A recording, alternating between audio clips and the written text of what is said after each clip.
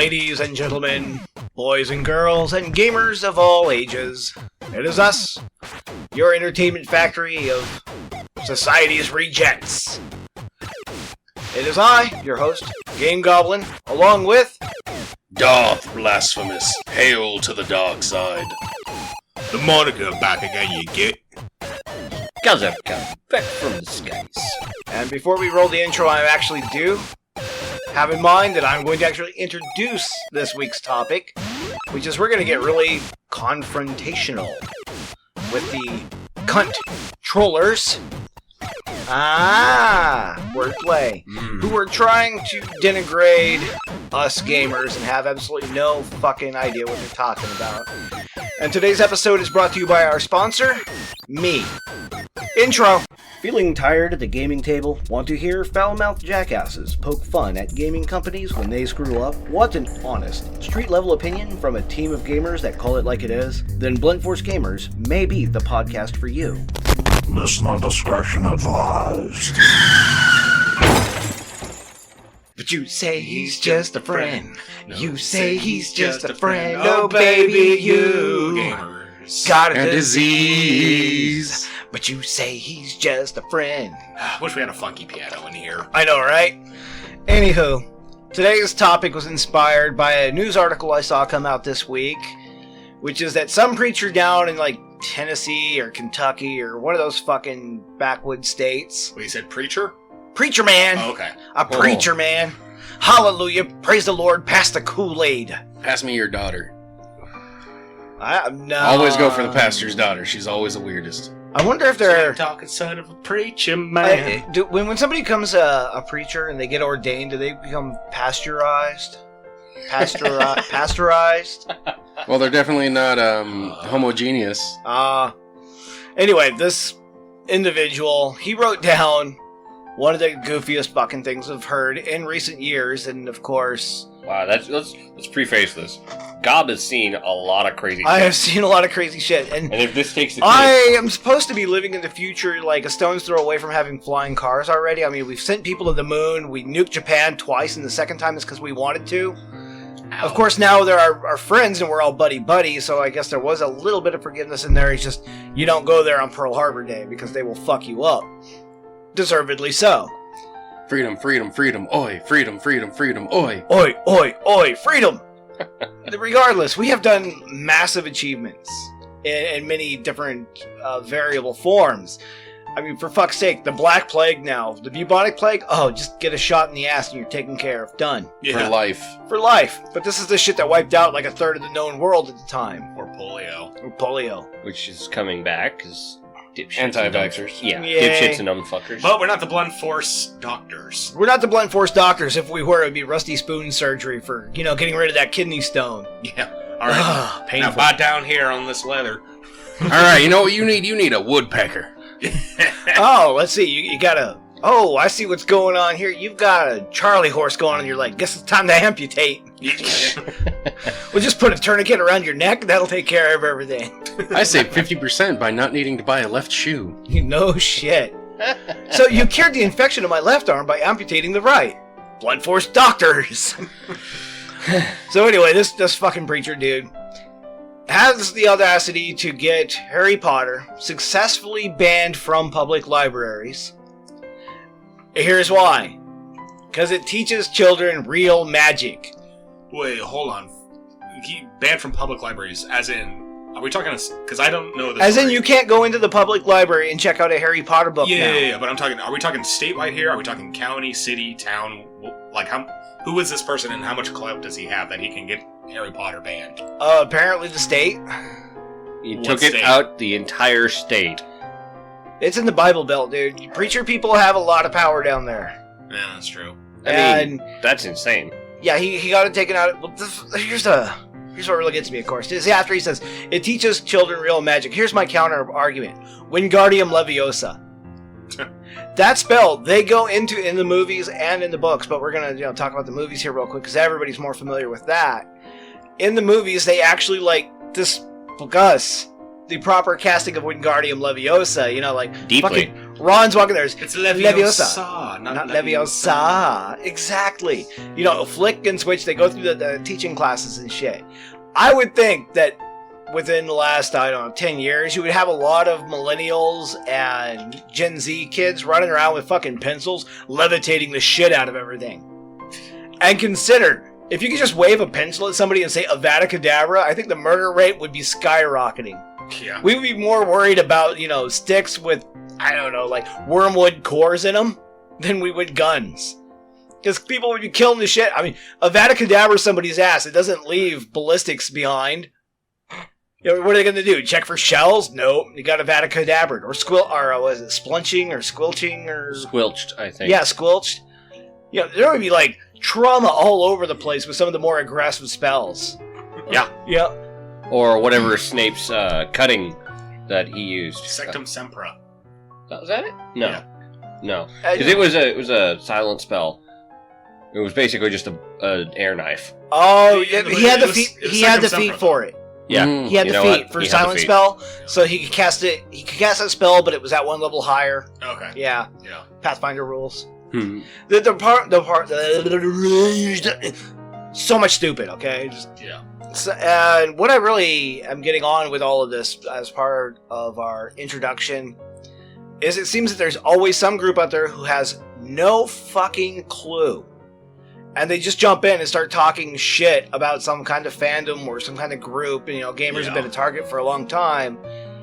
And they have no idea what the fuck they're talking about. It's like this dude, back when I was doing MySpace, he went off on, how different groups of goths exist. And then he, went over, his guidebook and it read more like some sort of witch hunt book. He's like, ooh, there's Nazi goths and death goths. And he's like, how do I identify them and all this shit. And I'm like, are you fucking serious, dude? Yeah. What do you have as a basis for your testing here? The basis is, I think they just want scapegoats. It's the more things change, the more things stay the same. Back when Columbine happened, people were blaming everything left and right. It was Marilyn Manson. It was Video games. It was Doom. Because I think Well, yeah, they were blaming video games, and Yeah. like you just said, things the more they change, the more they stay the same. yeah. And back then we had that motherfucker Jack Thompson. Oh, that guy. Yeah, that guy. And then it just moved up to Anita Sarkeesian, so it went from video games make people violent, deviant, sexual retards. Yeah. And then Anita Sarkeesian walks in and says, "Oh no, it just makes them all violent sexists." Yeah. And of course, and as much as me and Kazurkan go around about this, Trump also had to jump on the bandwagon going, oh, it's Doom and all these violent video games. And I'm like, hey, go back to your thing and do some more fake and bake there, Orange Man, because, I don't care, man. I get 4 good years of memes, maybe 8. Yeah. But stop blaming video games, for fuck's sake. Orange Man did a bad. Orange Man did a bad.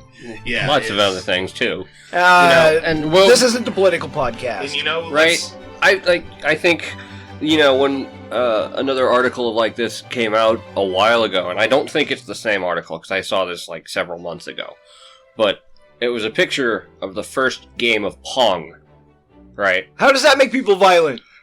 Except And when it was they live. captioned explicitly, Introduction of Violence to Mankind, colorized. Yeah. Pong was in black and white. It was! And the picture was, too! It's just... And I do like one of the counter arguments people come up with on the internets, of course, when something like this happens. And, it's like, well, what was Stalin's gamer score? Right? When Mao Zedong decided to start becoming Mao the Butcher in China, what was he doing on the side? Was he, giving these great, awesome speeches and then turn around and fucking around with his Game Boy? Yeah. Right? What about Pol Pot? Pol Pot? Yeah. Attila the Hun? Semantics Native aside Americans. and stuff Native Americans? Oh, dude, There was a lot of violence going on in that era. Yeah, colonial times. Holy shit, Kaz, Pre-colonial. you just went there. Most people won't even talk about how much violence Native Americans would do against each other. Or how about my ancestors, the Aztecs, how they had this Ritually. continuous slaughter of surrounding tribes, and they pretty much were poised to move farther north than most anyone gives them credit. And all you can sacrifice buffet down south of the border, yeah. Can I just say, a interesting little historical side note is the reason for that, and the reason why the Aztecs did last as long as they did was because a lot of the native tribes in kind of Central South America really didn't have. It's not so much that they didn't have the concept of; they just didn't really have much of a need for any sort of military. I mean, they had soldiers, but it wasn't. There weren't any like big, what we would consider military powers. Well, the way they did war was way different than we did. Yeah, but what I'm saying, the Aztecs, that was kind of their thing, where they actually did have kind of big, kind of a warrior culture, and that's why they were able to be dominant for so long. But anyway, semantic society is like, I think we should clear the air a little bit because. There were studies done, like, video games, they don't make people more violent, but I think it was, like, UCLA or something, they did do a study where, they had people play, like, I think it was Doom, actually, some of those old first-person shooters, and, it did make the people who played it more violent, but, they had them, like, hooked up with all the wires on their heads and on, like, taking their pulse and stuff like that, but it did trigger, like, something in their brain that did make them more, competitive, like an aggression in like a competitive sense, you know what I mean? You think more businesses would support that then? Because yeah, I mean, exactly. Back in the 80s, part of the required reading for being in big business, especially in New York, was The Art of War. Yeah, I think it's I think video games, they can maybe definitely rile people up, but not not to the degree that the media says that they do, where they go out and for example, harm others. Yeah, for example, I am not I can load up Serious Sam or another like really gory, violent first-person shooter video game. Yeah, and I've actually done this to avoid beating the shit out of people. Yeah, exactly. Yeah, most people use it as a form catharsis. of therapy. Yeah, it is catharsis. It is very cathartic.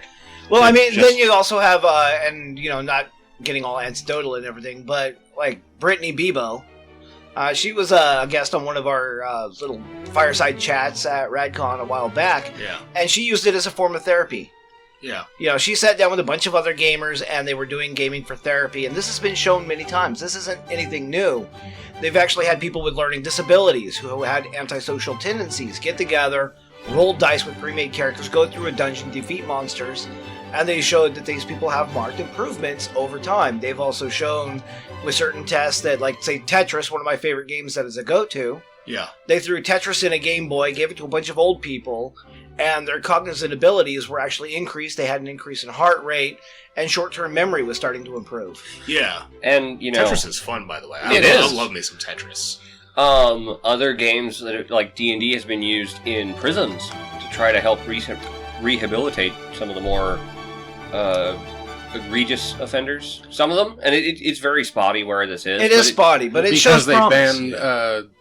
They ban stuff like that because it's escapism, and they're supposed to be in prison, so they don't like people having that way to mentally step out. Yeah, I mean, it's kind of fucked up. I mean, I guess they're criminals, but it's the sort of thing that's like, I think it's done within certain groupings of criminals. Yeah, like the non-violent types or something like that. What prison system was that in? Was that in American prisons that they were doing that? I've seen it. I've seen a couple of stories, but I don't know where or when those were done. Okay, I want to look that up now. That's interesting. Yeah, there's a lot of misconceptions about gamers, and right now, I mean, this is like the golden age of gaming to a degree. I mean, we've got a lot of fucking assholes on one side of the fence, but on the other, it's kind of been proven now that not all gamers are wimps who sit around drinking Mountain Dew, eating Doritos in a basement. Yeah. Most of the time, it's not. Maybe it'd be beneficial to our listeners. I mean, granted, they probably already know. Maybe we should start out with just saying, what are some, like, nerd or geek stereotypes that you guys hear every day, LARPers are all fat dudes who dress up in really shitty costumes made out of foam and fucking trash bags with duct tape on them. Yeah. I've been there, done that, no. Although I've known a bunch of LARPers, these are the kind of guys, once they, get out of their shitty costumes, they're actually not overweight fat people. They're dudes in leather jackets who will beat your ass if you look at their old lady the wrong way. Right? Let's see. Games destroy mental capacity, and everything I've seen says that is wrong. Yeah, every study I've seen says otherwise. Yeah, every study, I've seen studies that have said, put in a test chamber, or put to the test, gamers have faster and more accurate decision-making than your standard non-gamer. And hand-eye coordination. And hand-eye coordination and problem-solving, communication. problem solving is the big one, really.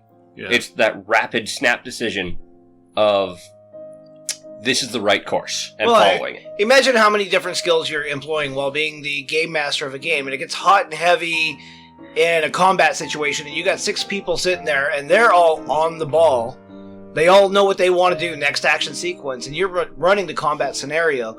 You have to keep track of the numbers of the creatures that you're running, make snap decisions as to the tactics the creatures are running, predict what tactics the players are going to be making, while simultaneously having 6 people talk at you at the same time. Or pretty damn close. Pretty damn close, and being able to filter which information is being processed from the people talking to you at that time. Yeah. As well as comparing the numbers they give you against the numbers in your head. Yeah, plus you're doing math mentally at the same time. Yeah. On like 3 facets. Yeah, you're doing a lot of multitasking at that point. Yeah, I mean, hell, wasn't Magic the Gathering like the guy who initially created it? He made the game to help his kid learn math better in school, right?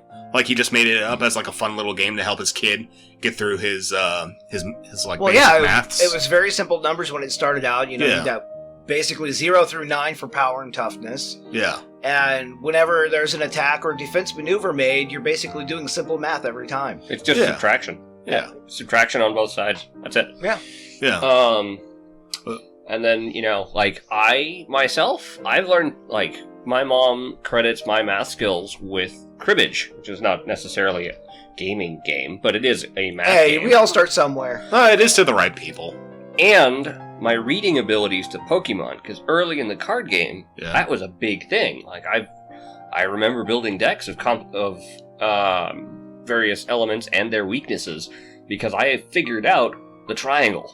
Okay. I figured out the triangle real quick. Yeah. So, therefore, me having the thing and the thing it's weak to means that whatever they have, I have a counter to. Mm-hmm. Blasphemous, what are some stereotypes that you hear? Especially working with a lot of people who are older than both Goblin and the rest of us. Fucking boomers. Boomer.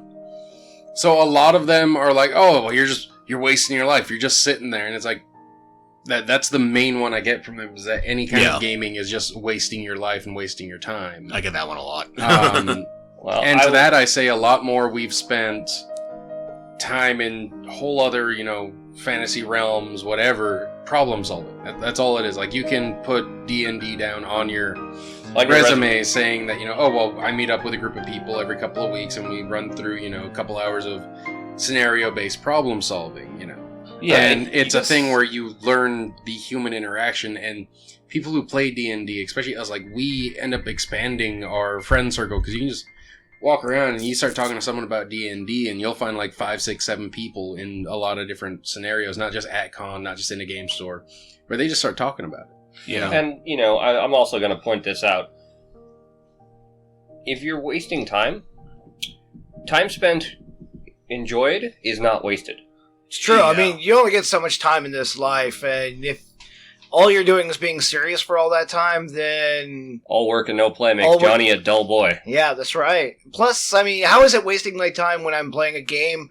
And even if the history of the game world is fictional, and we touched on this in the past with the Elder Scrolls, we have entire debates online as to certain aspects of, say, elven lineage. Yeah. There will be huge debates, and in some other games, when you're playing those, especially Dungeons and Dragons has a tendency to do this, is they'll base some of the myth lore off of real life myth lore, or you look into real life history, and then you get to delve into that and be like, well, actually, this part of the race is actually based off of this little subgroup of this real life culture. Yeah. And then at the same time, you're kind of like, how is it wasting my life when I'm actually delving into the actual intrinsic mechanics of a game and looking into the lore, and then at the same time, I'm studying real life history. Yeah, it opens up other channels for you to learn about, things that happened and impacted our life, IRL. Well, learning is one of those things that's done best when it's interesting.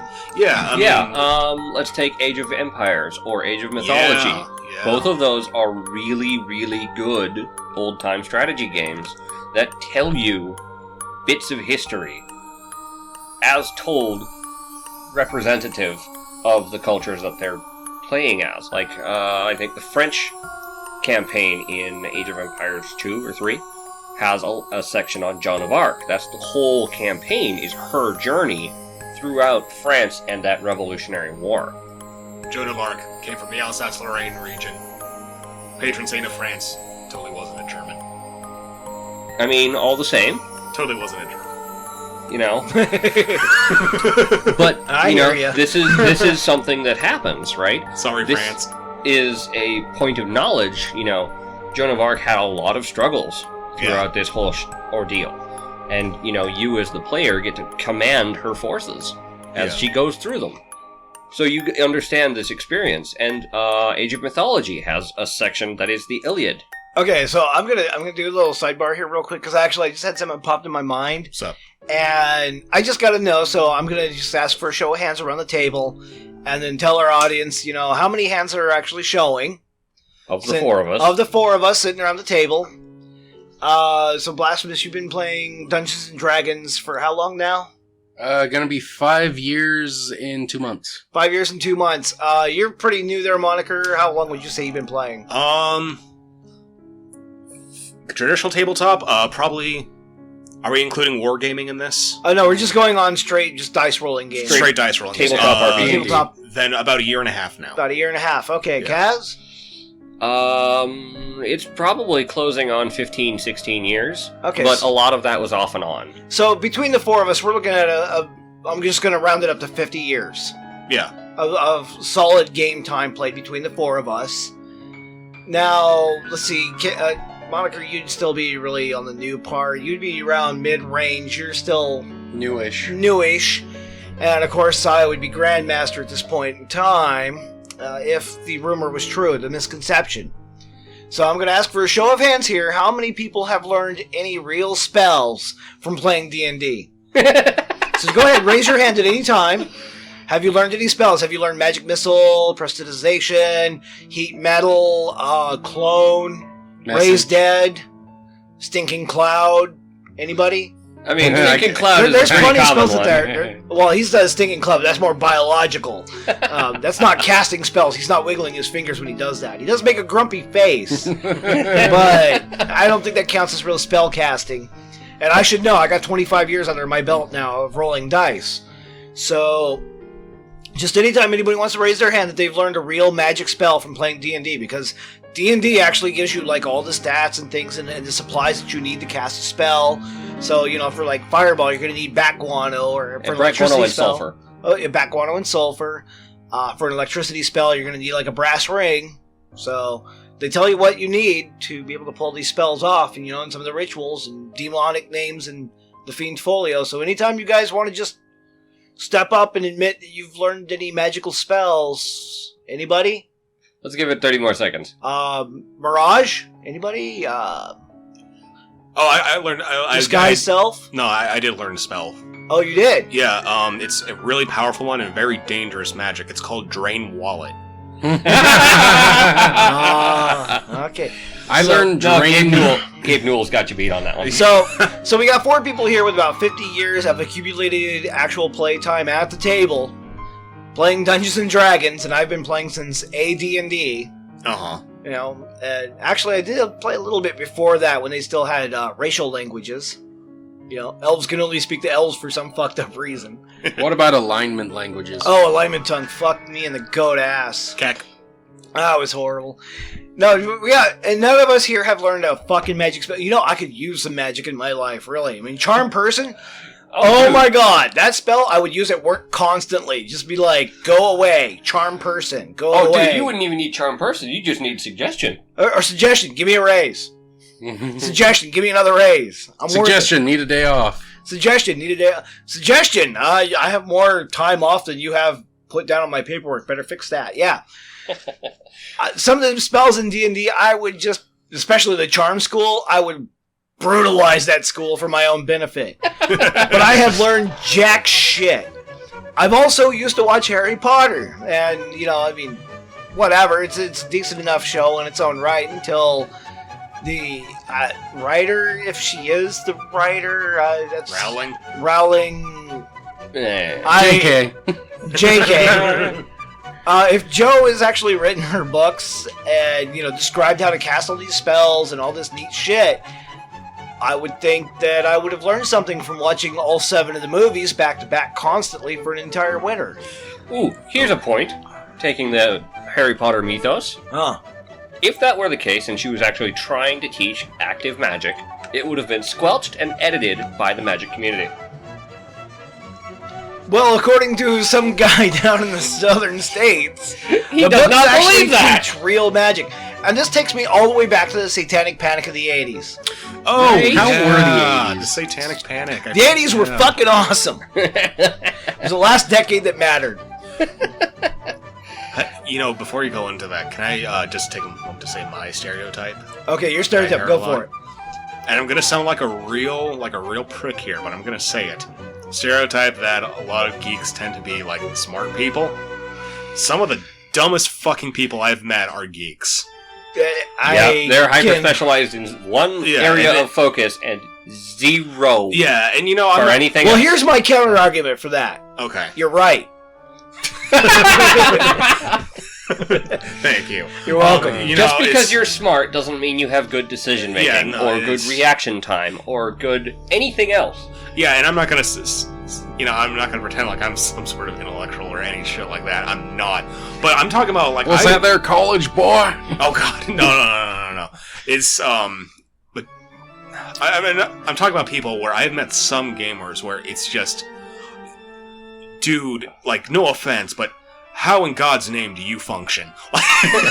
What is your major malfunction, Private actually, Kyle? that is we're going on misconceptions, but there is actually a legitimate conception, Yeah.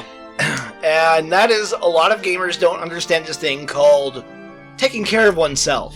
Are we talking about the Hygiene? H word? We're talking about hygiene. So yeah, when I you're said standing in that line H at word. con, Yes. and you want to throw soap flakes on everyone just because it'll make them have to shower. Look, man. Spokon. Had a great time. I'm not going to describe just in case maybe they do listen. But there was a couple there, maybe you guys know who I'm talking about. They left a trail of stench. I showered, sir. Yeah. I know, right? All of us showered at least Yeah. once while we were at con. Yeah, we all because we are showered. responsible. But these nerds. people were wearing multiple layers, and I was just sitting, I think I was just playing some Pokemon Go on my phone, just taking some downtime in the, kind of the foyer upstairs. And they walked by, and 15 minutes later, I'm still getting this Nurgle's blessing just under my nose, man. It was just like, deodorant? I was trying to be polite because I know I'm in a public God space, and damn. like I'd go outside and I'd puff up Yeah. a smoke. And normally when I came back in the building, the first thing I'd do is I'd go in the bathroom and wash my hands. Yeah. Yeah, just because I know it's going to linger on me. So Yeah. 9 times out of 10, I just go wash my hands to help reduce it. But there was one cosplayer there. Like, every time they walked past, they were leaving like the Tron trail from the motorcycle race. That's it. I think we're talking about the same Yeah. person here. There was like a wall, a barrier, dude. And I was like, oh, I got to turn my fucking light cycle off to the side real quick. Because, yeah. Well, there's also, I've heard plenty of tales, and I've encountered a bunch of gamers. There are dudes, who have not dandruff, but like literal like chunks of skin coming off the top of their head. Yeah. Like it's like they've got cradle cap just busting apart still, and they're like 30 something. It's like, dude, just shave your head or something, Or get some blue in there, or some Head and Shoulders. and I do recall there was Maybe both. sometimes when we were working at the when I was working at the shop, and you were still a customer there, and Probably me as well. we would have like this one dude, like we slicked him, dude. We like fucking crept up on this guy with a bottle of Febreze and just kept spraying until he was all glossy, like his shirt was all shiny and it was dripping down his back, and it's still not really helping all that much. Oh, dude, there have been times we used to do overnights at the shop, and oh my god, like I would sometimes leave to go and wash up, go to the bathroom, military shower, pits, junk, Face neck. pitch privates. Next. Yeah, and still there were some people that, oh god, and their hair was always wet, and I was like, why? Yeah, I didn't mean to derail it and, bring up the negative stereotypes of gamers that are No, true. actually, no, this is true. This is good, because we're actually talking about some of the true things, and they're going over, and like everybody seems to be like willing to jump into a misconception Yeah. that gamers are all overweight. They've got just the nerdy. Well, like, just because you Well, they got that you are nerdy right. antisocial skill. Okay, Like, they're pudgy. no nerd can talk to a woman at all for some strange reason. I'm sorry, All nerds like will run out, and like the moment we fucking didn't get one achievement in one of our favorite games, we're sitting there and we're playing like Luigi's Manor or some shit. Didn't unlock a door. Oh, it's time for a shooting spree. Yeah. It's like and they all keep going over and over about how every video game is like some sort of murder simulator. Yeah. When every time there's a study done on this, and even Penn and Teller did a show on their TV show Bullshit. Yeah. You know, they showed that it has no correlation. There's no causation, no correlation between violence and video games. People who are going to commit violent acts will just fucking do them. It's the same thing as people who want to commit crimes don't give a shit about the law, so you can keep piling laws on top of doing stuff. Yeah. And all it does is punish the law-abiding citizens. And so Doom, Turok, Duke Nukem, Mortal Kombat. None of Combat these Mortal. Combat Le Mortel. None of these games encourage people to go out and actually fuck somebody up. They may think it's cool, they may talk about it amongst friends, Sure. but 99% of the time when they show somebody's like playing violent video games, they are way more chill than the alpha chads out there who don't play video games, because the alphas, they don't work the shit out of their system. Yeah, and you know, we're going to bring this also. Those people, like, yes, you will get frustrated. You will get sucky lag. Yeah. You will get bad teammates. You will get people who just camp at base and bang bang. Oh hey, he popped up. Bang bang. Oh hey, he popped up. Bang bang. Corpse campers. The Yeah. worst. Yeah, and here's the thing, like, don't get me wrong, there are dysfunctional gamers, you know, who do kind of fit the, you know, Motif. the motif. But They are But the the minority. rest- they are the loud minority. they are but the minority. Yeah, they're the minority. And the rest of us who actually have our heads screwed on all the way, we're kind of good at telling them to fuck off. Like, Yeah. Well, it's really funny. Like, this dude I know, actually one of our new subscribers. oh yeah. Yeah, we've actually got 2 new subscribers on YouTube this week, and Let's- the other metrics are looking pretty good Guys, let's too. give them an applause right now. All right, let's give them applause. Thank you for joining the Blunt Force Gamers. Thank you for joining us. Yes. Actually, me and him, we agree on one thing, and we discussed this, like, back-to-back kind of sort of. We hadn't been communicating at that point, but he chimed in, and I'm like, yeah, you go, dude, same thing here. Yeah. And this goes on the whole, you know, gamers are sexist misnomer that, Oh yeah. you know, all gamers for some reason want to just slap chicks around for no good reason or dress them up like anime waifus. And the fun part is, when we're playing games like Fallout, where you can customize and create your own character, Yeah. Saints Row games, any game where you can really create your own character, Yeah. we tend to play female characters, right? But We here's like the it. reason. we are hardcore gamers, okay? When we sit down to play a game, it's the rest of the evening gone. Yeah. Fuck the rest of real life. I have a day off. I'm playing a video game, and I'm going to be binge playing today. Yeah. Yeah. That And sounds if like I'm me. binge playing in third-person camera view, I want to see a woman's derriere on the screen for that 6 hours that's actually pleasant to look at while I'm destroying the shit out of orcs Yeah. or super mutants or whatever. Yeah, and can I just say, and this goes both ways, can we just assume people can, you know, be sexually attracted to members of the opposite, or hell, even same sex, and not be a sexist person? Jesus Christ. Jesus, Yeah, I know, right? That's a big one. Well, And, and you the know, fun part is, not only do I like looking at it, but you know, we can have that, you know, gay straight argument as to, you know, guys playing female characters in video games. Yeah. Is it gay? Whatever. No, it's not, because I you know, growing up as a kid, I did not like dressing up Ken dolls. It just felt weird to put clothes on a image of a dude and be like, yeah, he looks good. Yeah. Yeah, versus, you know, and, you know, Goblin brought up this point about, you know, coercing folks to dress up as waifus. I don't know about you guys, but gamer relationships are freaking solid. Because we're willing to do crazy things. Every gal that I've gotten somewhat flirtatious with in any setting, whether it's in Discord or actually in-game, and we start talking like flirtation and shit, 99.9% of the time, she's the one who goes, oh yeah, I like to dress up in sexy cosplay at home for my boyfriend, or I'm looking for somebody who would enjoy that kind of stuff. Yeah. It's not the dude initiating these conversations most of the time. It's not the guy walking up and be like, hey, it'd be great if you dressed up as B9 so we can, you know, bump uglies. Yeah. Usually she's the one who already has to get up. She's like, I wear it to cons, but, you know, I'd like to wear it at home, you know, for some private time one of these days. And it'd be like, Yeah, I'm down. Sign me up. Yeah, sign me the Or when fuck she's up. like, hey, can you wear this stormtrooper helmet, you know? Yeah, can you wear the stormtrooper? We've all been there. Yeah, well...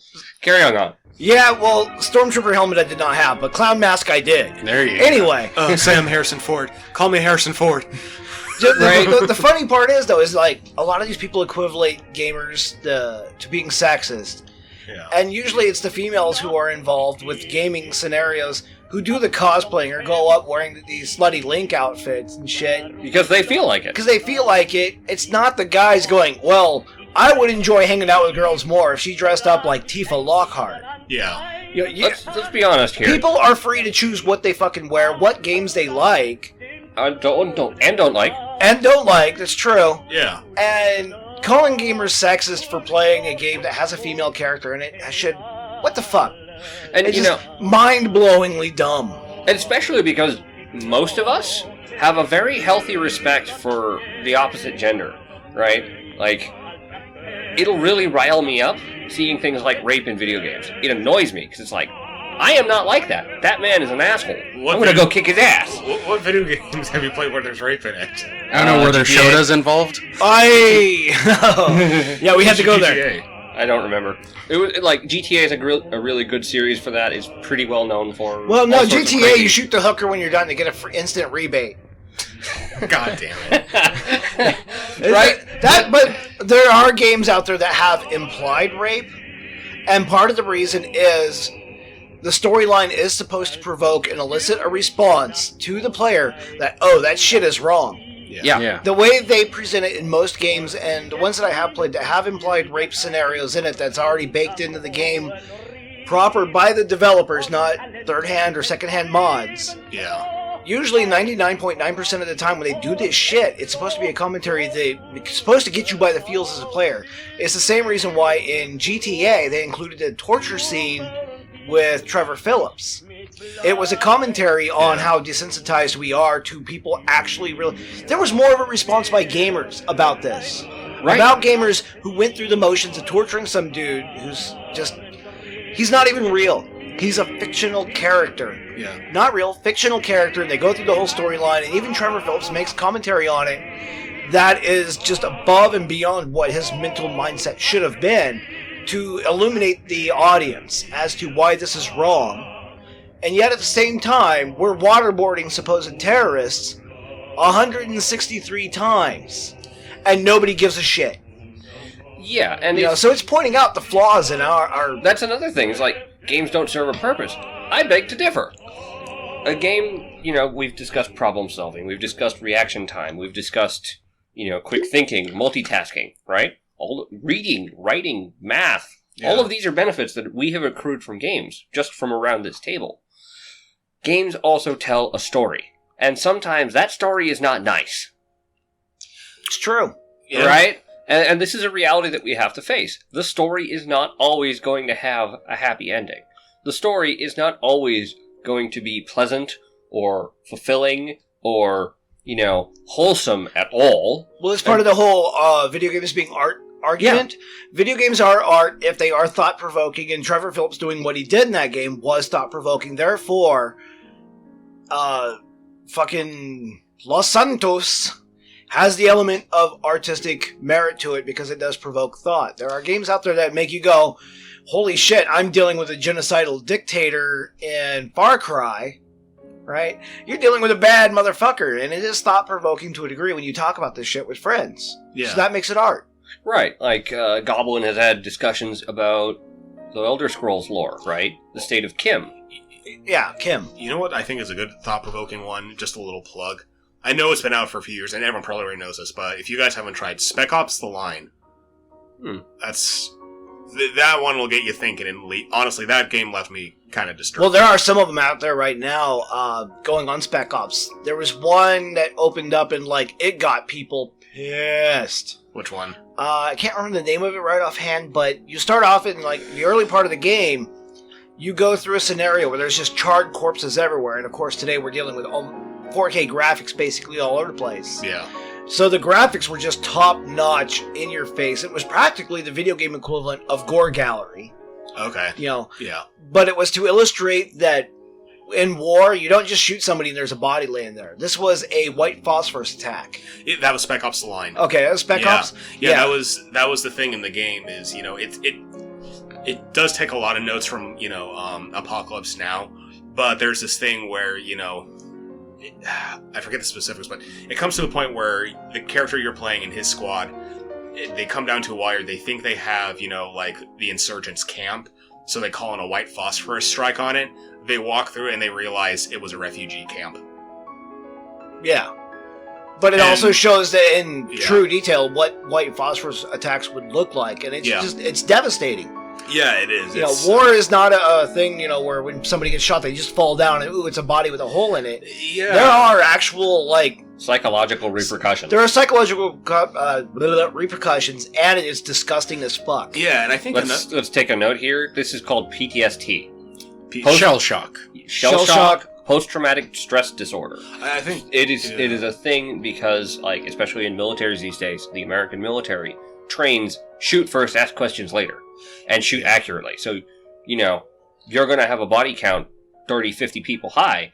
And then when you get out of that situation, all of that killing is going to come down on you like a hammer. Well, it's not just that. There's also the fact that growing up as children, we're told, do unto others as you would have them do unto you. Golden rule. A golden rule. And, killing is bad. Yeah. Killing is both bad and wrong. It is badong. I had to go there. But we're taught, you don't kill people, don't hurt them. Just do to other people like you'd like to have them do to you. Treat them with respect and dignity. If somebody's going for that last cupcake, let them have the cupcake, because you'd want that to happen to you if it came turn around. And then you get into the military, and especially during the Vietnam era. This era is a little bit different, but on that notion, usually in the military, they teach you to shoot first, because the enemy is not going to hesitate if they see you as the bad guy.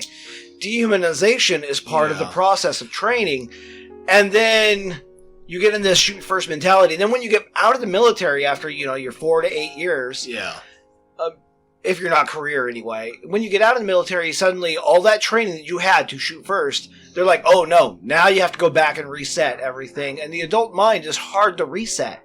Yeah, it was, I actually did this for my research paper back in the spring, but there was this great book, written by, oh goddamn, I forget his name, but he was like a lieutenant colonel, something like that. His name's on the tip of my tongue, but he wrote a book called On Killing, and, he fought through, I want to say Vietnam through maybe Desert Storm, I think is when he was active. Yeah. And, he was saying, it's a big part of it because we are so, especially here in Western civilization, programmed to, turn the other cheek and, offer forgiveness, that, the concept of killing is just so foreign to us. Yeah, that's exactly what I was just going on. And so the only way we really could do that, and a lot of that sprang up, I think, in Vietnam. And I'm also just going to say, none of us here at Blunt Force Gamers or ever in the military, we're just going off of what we've read and what we know. The closest I am is a squid kid that went through my old man beating the shit out of me for 5 years. I'm not going to go, stolen by, I'm not going to claim anything. Yeah, we're not going to claim anything. I'm not going to claim anything. I've just been through... Going on that, actually, my dad was former military, and he was a Navy DI. Okay. And as Kazurkan, the whole shell shock PTSD thing. Yeah. When my old man came back to stateside from being in the military during the Vietnam, that era, and he was the caretaker of me for basically through the years of 7 through 12, he was a Navy DI all over again. He was not my dad. I see. And he did, basically, he cut back once I started doing, basically just running on my own, wearing fatigues all the time. I was reading up on hand-to-hand combat and carrying a knife everywhere I went. And I was excited about being able to learn how to field strip a gun. Yeah. And that's when my dad realized that he wasn't, being a father to his son. He was just training another soldier. Yeah. And that's when he finally started letting off, is when I started walking around, getting all teary-eyed while watching Full Metal Jacket and being like, that's where I want to be. And Dad's like, okay, going too far. Yeah. That's the closest to the military I've been, is 5 years of my old man making me peel potatoes and boot camp shit. But when he came back to stateside, he brought that back with him, and that's part of the reason why I have this perspective from my own point of view, that it is really hard to reprogram somebody who's been in the military and trained others to fuck up other people's days. And video games... sometimes permanently. And going from this vantage point of my own personal view, and I know this is anecdotal evidence, so it's completely disregardable. Yeah. However, going on what I've observed, the way my dad acted and other Vietnam vets, when they came back stateside, they were trained, shoot first. Charlie is out there. He's going to fucking ruin your day. Yeah. You got to take care of that shit. And it's a horrible situation to be in. And then when you come back home, this is the life that you lived for years, and they wanted you to go out there. They gave you the gun, they gave you the tools, they gave you the equipment, and the training, and then there was legitimately somebody on the other side of that tree line who wanted to fuck up your day. Yeah. And so when you come back home, you are going to be twitchy, and he had a lot of, I dare say, sympathy for the original telling of. Is it a movie or a book? It's a movie. The guy who played Rocky Balboa, Sylvester Stallone. Oh, First Blood. That's what I'm thinking of. He had a lot of sympathy for Rambo in the First Blood because he understood that Rambo, when he came back stateside, he was still trapped in that mindset. And when the cops started coming at him, all the cop did was take the place of the enemy half a world away. Yeah. He was chasing this dude down in the forest. He was going after him with excessive force. And Rambo was still in that mindset that he's still in the jungles. Yeah. So that, he couldn't quite lock himself out. Yeah. And like the original ending was way more tragic and a lot more realistic in many regards. Yeah. Which was? He kills himself. He finally gets cornered and he just puts a gun in his mouth and ends it. But that didn't test well with audiences. I can imagine why. Well, it wasn't the 70s where you had those dystopian future sci-fis where you just die at the end.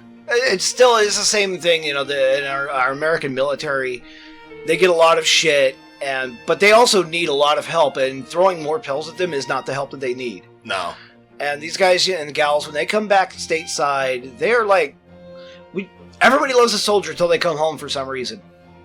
Yeah. And, growing up in a military household with the way my dad acted and some of the shit he told me about, from that perspective of my childhood to what's going on right now, video games are the furthest thing from murder simulators you can possibly ever fucking have. Yeah. I think that whole, and in what you were saying, everyone loves a soldier until they come home. It's kind of like what I heard on Sleepycast when they were talking about, when they, kind of do nice things for, disabled people. Not equivalating, soldiers to disabled people at all. It's just the mindset of, I'm glad that's not me. Bless your heart, Yeah, exactly, dude. I understand. Yeah, that's terrible because I can't think of a more patronizing, more condescending. It's one of the reasons why I support Black Rifle Coffee. Oh yeah, what they do. I awesome. love those guys. They bring in vets. Guys who have missing limbs from IEDs and shit. Yeah. Yeah, IEDs. Yes. There's also, when we were at Spokon, to go loop back to them real quick, there was a flyer left around, and I got to contact these guys. It is an organization by veterans, for gaming. Cool. So, that is dope. If gaming is so terrible, why would veterans who have gone over to the sandbox and actually thrown bullets at the enemy and had the enemy throw bullets back at them, why would they do gaming for therapy? Why would the Admiral at RadCon, who's a military guy himself, a jarhead, why would he be involved in a somewhat military-style scenario of LARPing with a bunch of other guys who are also vets, and he still carries a lot of that, Blasphemous knows, he still carries a lot of that military air swagger and that air with him. Yeah. His mannerisms, totally. That guy is awesome. He needs to learn how to chill out and have a beer occasionally, but he's awesome.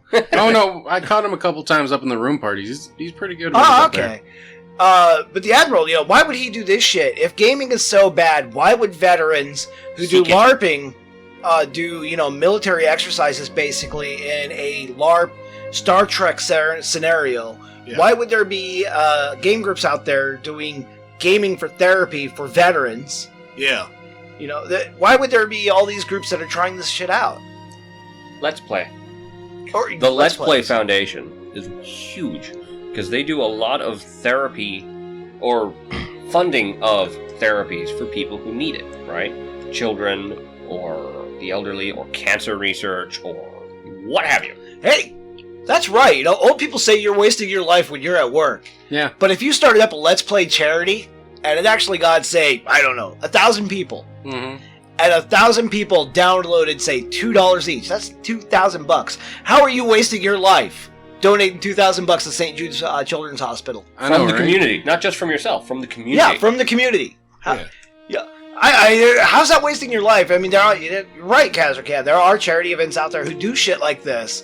And they're big. They're well known, too. They're well known. How is that wasting your life to do something you enjoy and having a fan base who supports, what you're doing and just freely giving you money to give to people in need? Yeah. Right? And, gamers aren't, this misconception that gamers aren't good with money for whatever reason, because they just stay at home. He's not. Let's make a point here. Tread lightly there, Kaz. So I missed something. I was looking down when I was putting something. He's talking about how there's a misconception that gamers are not good with their money, and then suddenly I thought about you and buying boxes of Magic. Yeah, years Time ago. in the past. When I spent $60,000 over the course of 4 years on Magic the Gathering. Don't ask me about me war. Yeah, exactly. It's not so much that we're bad with money, it's that the economy makes it hard for us to live an enjoyable life. So, like, the stereotype of people living with their mothers, their parents, right? Their family home. This is a big thing. Lots of gamers live with their parents, live in the basement. They're that Dorito kid. Or dude, whatever. But the thing is, the economic status has changed several times. And we're stuck in the section before where we are. Okay, I can see some of where you're coming from that point. Looks like Blasphemous wishes to counter. Well, a big thing with it, because, I know you are really good with paying your bills and getting your fun game stuff on and living your best life with that, which is good. And I know I personally had issues, still sometimes have issues with my money flow. And that's a lot of it because I didn't adapt well to living on my own once I got out of high school and college.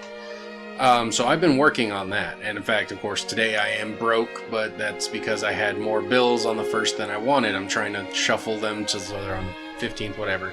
So I'm working on getting my money situation corrected, and I've got a better job. But there are still nerds out there who are able to do that because a lot of us simply don't have to buy every special edition, as I know you don't. We don't need to buy every, blacked out Planeswalker card or special edition box or the metal case fucking, Black Ops 37, whatever the hell it is. Because we don't need that, but there are those of us out there who have that issue. But it's not so much the economy itself, it's the individual businesses are pumping out far too much product and needing far too high a price for it, which is on the individual companies, not so much as the economic whole. Wizards of the Coast is a bad offender there because they're a terrible offender. I mean, they've saturated the market so much that it's almost not even worth buying their product anymore because all they're doing is just printing garbage.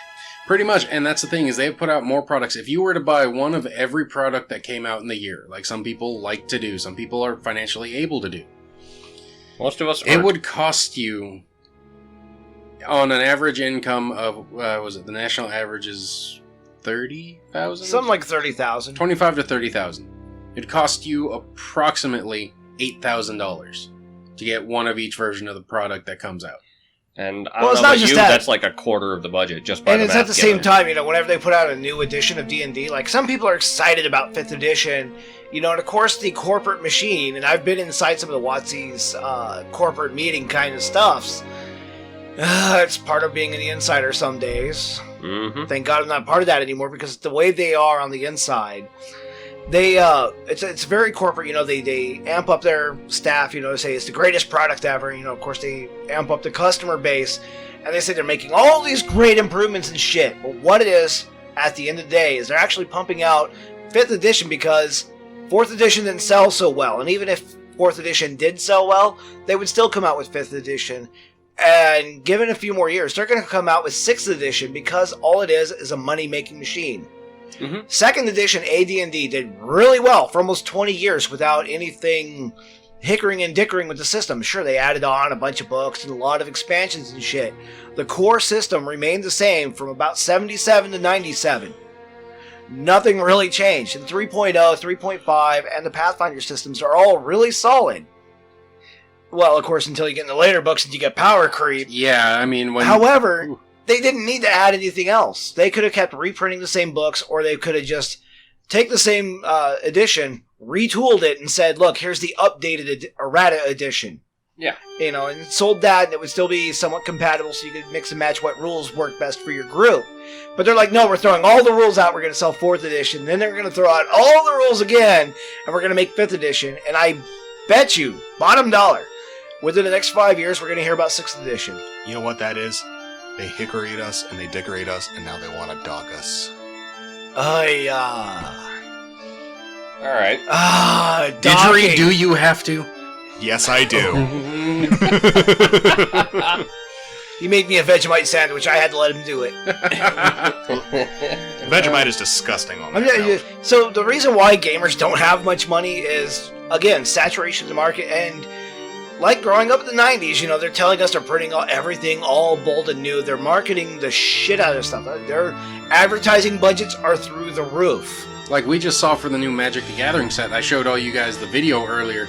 That's like the original Shrek levels of production for a 3-minute commercial. Not even. I didn't even realize that was Magic the Gathering until the logo came up at the end, to be honest with you. Exactly. See, because Right. we're used to the old it. commercials where they take the card arts and make them move a little bit. Yeah. But like, I like that I stuff figured much it better. out the moment I think it's Garuk Yep. walked in the door. I'm like, Well, I he's also in recognize the him. opening sequence. He's the one in that cart shaking it because you see his face. oh, I did not catch that detail. But I've seen it like 8 times. It's Yeah. funny. like See? the thing is, like, He's falling for the marketing. well, like, it was an interesting fight, but if we're being honest, it doesn't actually have enough to make me buy the products. It doesn't tell me enough about the product. It's like when I go in to see a movie and they show me a teaser trailer, I know everything I need to know about what they're teasing. I'm like, I don't need to see the movie now because they showed me the teaser trailer. But in this case, they did quite the opposite. They show me a Garuk and a bunch of dudes in white fighting the shit out of each other while cookie people run around. And it tells me nothing about the actual game, the actual myth lore. It's like, ooh, the fairy tales fight back. Well, what fairy tales are we talking about here? It looks kind of like they're going to do Brothers Grimm style, which, knowing today, is going to be the kidified version. Yeah, where it's practically Disneyfied. Where it's practically Yeah, nothing it more is. than the Right, rather Disney than- version, yeah. But I honestly thought because there was the rated T, the ESRB logo before the trailer actually started, and then it focused so much on, like the little cookie couple, I thought it was going to be like one of those, limbo type games where, the little princess cookie's trying to get her thing back. I didn't realize that was from Magic. I thought it was a game about little anthropomorphic cookies. Which would sounds really awesome. I mean, don't get me actually. wrong. If that's what it would have looked like, that would have been fun. But I'm like, then the Magic logo comes at the end. I'm like, whoa, what the fuck? That was Magic the Gathering, Right? It's That doesn't look like Sarkhan Vol. Yeah. I don't know. All I was thinking of at the very end of it was, whoa, Strunk cookie. Strong cookie made of gingerbread. You have like a 1/1 cookie woman trying to stab Garuk, a planeswalker, in the eye, after he survived Liliana screwing him over. But hold on, she equipped the magic fork of power. Oh, I whatever. don't give if she had the magic tuning fork of power, or goddamn if she was walking around with fucking Pennywise the Clown in her backpack. Yeah, Garuk is the planeswalker Goblin. hunter. Just Neither here nor there. The No, Planeswalker We get hunter. invested in these games because they are well done. And this means that we are dealing with our emotions in ways that other people are not. Like, Yeah, we some are. people choose, hiking or music or, I don't know. Miniature shipbuilding. Yeah, spelunking. spelunking as their form of stress release. Gamers don't have to go that far by choice. We make the choice, our computer, our console, our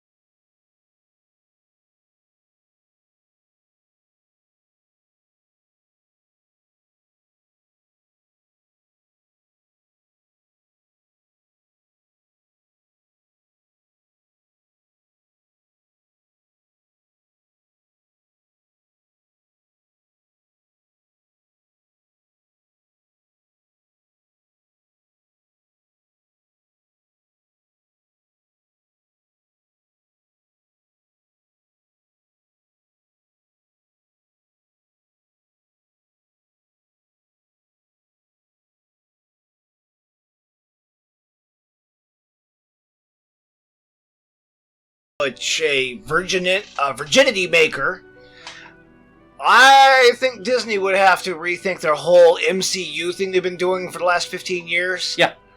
Because there are so many little kids right now buying nerd shit, and the parents are buying the nerd shit and wearing the same nerd shit. I hate it. Yeah. I hate it. I know. It is. My final thoughts. It's ridiculous to think that these misconceptions are, that these people are trying to pin the blame on gaming for this, that, the other thing in war. It's not. When somebody gets to pinning the blame on the donkey, if they are in a group and identify as somebody in a group who is counter to the group that they are arguing against. So if it's like a preacher man, they go full circle here, all the way back to the beginning of the podcast. If it's a preacher man who has never played any video games, he's never rolled any dice, he doesn't watch them satanic superhero movies, so he has no inside knowledge whatsoever. If this is somebody who is completely unwilling because of the core of their beliefs, or the way they're raised, or what culture, whatever. If they are unwilling to dip their toes in the swimming pool and learn about it from the inside, even for an afternoon, all I can say to these people is shut the fuck up. Yeah. Second. If you're not even willing to dip your toes in and shake hands with the people that you are critiquing, you have no right to talk. You have absolutely no right if you've never rubbed elbows with these people, if you've never rolled dice, if you've never picked up a controller. If you could just stand there and point at something and say, well, that's all the world's problems right there, without any inkling of understanding about it, or any reading of true-to-life facts, these studies, these surveys, mountains of evidence from testimonials of people who have been in these programs for rehabilitation. Mountains of evidence by scientific minds who have done, testing on people with Down syndrome, or geriatric people, or at-risk youth. If you're willing to condemn all these people to hell and say that they're learning real magic or some other bullshit, and you're completely unwilling to go into that room and look at these people and talk to them for just 5 minutes and learn what life looks like from their point of view, like my old man would say, don't judge another man until you're willing to wear his moccasins for a mile. Yeah. If these preacher men or these lawyers like Jack Thompson or Anita Sarkeesian, who's a goddamn fake, she is wearing sheep's clothing. So obviously. Well, we're not even going to get into that bitch. I wouldn't. I don't want to commit suicide, but I'm just saying. Allegedly, she takes a photograph of herself, Yeah. She took a photograph of herself with all these games that she played, but when she's put to task, she knows nothing about these games. She is obviously just wearing sheep's clothing. So if these people are not willing to put on the shoes of their opposition, or the people that are just claiming are their opposition, and actually, interact with them for even an afternoon, they can just shut the fuck up, sit down, and be fucking quiet until they're willing to acquiesce and go, you know what, I'm going to check my arrogance and my ego just for an afternoon and find out, is what I'm saying right? Am I being true? Maybe if one of these people actually went down to a veterans hall and watched them roll dice and talk to the veterans as to how much playing video games have helped them, or how much rolling dice has helped them, or they went to a special kids home and talked to the actual counselors who are working with at-risk youth or working with children who are got that extra chromosome, talk to these people who are professionals in the field and find out what they have to say, or even fucking talk to Penn and Teller who are entertainers and did not want to show footage of a kid breaking down and crying after he fired a real rifle for the first time after playing so-called murder simulators. Yeah. They can just shut up. And that's my final words. So what, Mr. Preacher Man out there whose name is even two below me, in my less than humble sitting, shut the fuck up, dude. Stop pointing your fucking finger and trying to blame the fucking gamer, alright? Yeah. Turn off your flamethrower, sit the fuck down, and maybe think about, are you actually being a bigot yourself? Really? Yeah. That's my final thoughts. Moniker, you're the last man standing. It's up to you. Oh, shit. You should have let me go before you, because now I'm going to end it on something stupid. Because we talked about, just not judging. Well, Moniker, if you're not willing to say anything smart, then shut the fuck up. No, I've also got a little bit more. I'll say this because I see some gamers give, can we stop shitting on people? people who enjoy fantasy football. I'm not one of those people, but Fantasy football is just Come on, D&D man. for jocks. yeah, come on, man. That's it. You know, they're not harming anyone. They're having fun. Just let them fucking be. Otherwise, we turn into the bullies ourselves, and I don't want that. Right. I don't want that. Like, that's another good point, is, you know, one, learn to check your goddamn facts.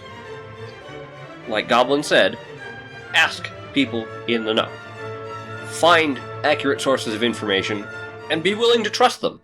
Yeah. Don't just brush them off, because their words offend your fifis. Fuck your fifis. Second, live and let live. Alright? Chances are very good most of us gamers are live and let live, unless we've been playing a lot of games where we're constantly being shat on by the other team, or our team. Then we start being a bit more aggressive about it. But Video games doesn't cause violence. Corpse campers do. Lag causes violence. Lag, yeah. Which has gotten better these days. Lag pissed me off so much back in the day. Right? Oh, sure. Blame your ISP.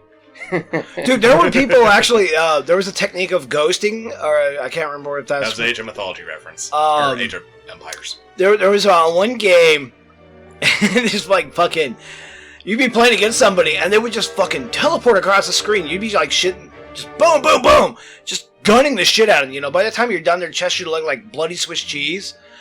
But for some reason, they wouldn't, and then they would teleport across the screen, like right up into the enemy camp tower or whatever, just start shooting people and like get them winning. You're like, how the fuck?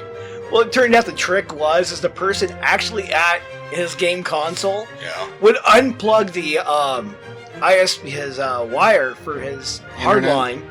He'd unplug his internet, count to 5, and then plug it back in. And since he lost internet connection, it made his character invulnerable temporarily, and then when he plugged it back in, it would update, and he'd be like halfway across the map. Clever girl. That was a hell of a way to cheat. Just like, boop, I pull the cord, I wait, count to 5, plug it back in, get the win. It's people like that who make me angry and throw things around the house. Yeah.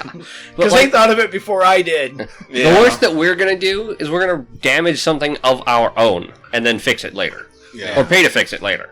You know, we're not going to go out and, you know, deck a motherfucker. You know what? There are enough times, you know, and gamers, especially when we were growing up earlier in the days, the newer games are like super fucking easy, handholdy easy. These games nowadays are regressive on the scale of how much mental faculties and the ability to move your fingers fast enough compared to, you know, Super Nintendo days to a degree. Dude, Mario. You know, That first Goomba has a kill count. And Insane. back when I was playing my PS2 a lot, there was a line of controllers that was just starting to stack up. And after about the 4th time I Irish bullwhipped a controller off of my coffee table, I just, BAM! Controller shatters, and I'm like, fuck, that's $40. After about the 4th time, I counted it up, and I'm like, I should calm the fuck down. And, you know, gamers can be some of the most calm people after they go through 2 or 3 controllers. Can be. Can be. Just saying. On that light note, I say we call it. This is All Darth Blasphemous signing off. This is Game-Goblin. I'm out. The Lord Dragon, back to the skies. Moniker signing out.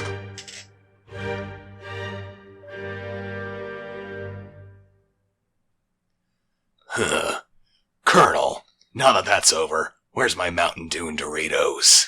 I need to roll some dice.